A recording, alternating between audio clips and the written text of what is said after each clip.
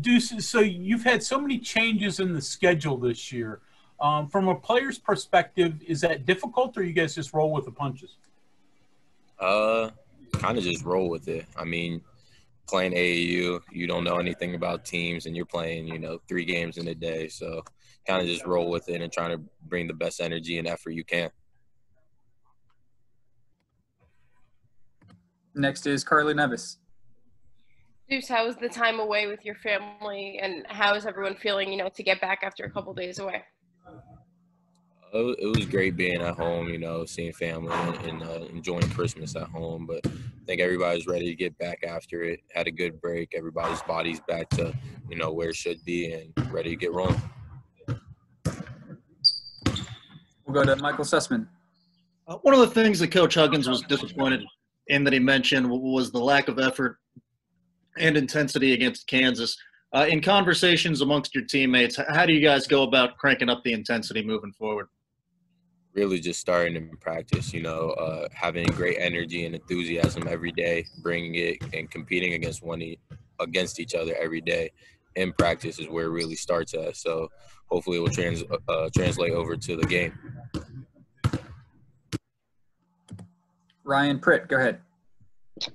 Hey, Deuce, you've had some tough matchups one-on-one against some good point guards already this year. It looks like this is another one here. This kid's averaging 17 points a game coming in. What do you see out of him, and what do you see out of the rest of that team ahead of tomorrow?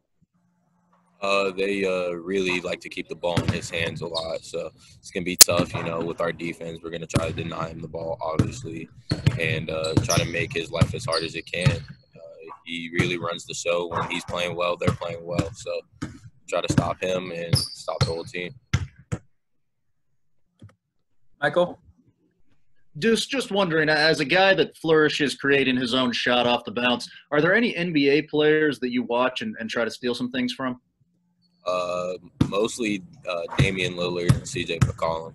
Pretty much those guys are pretty much the guys I watch the most and how they create separation in their game. Go ahead, Justin Jackson. Hey, Deuce, as far as getting over the Kansas game and moving on, maybe the break probably came at a good time for you guys, but in the sense that it's probably highly doubtful that Kansas is going to continue to shoot the ball like that. Does that kind of make things a little bit easier to just move on and just, it was just one of those kind of nights, I guess, or?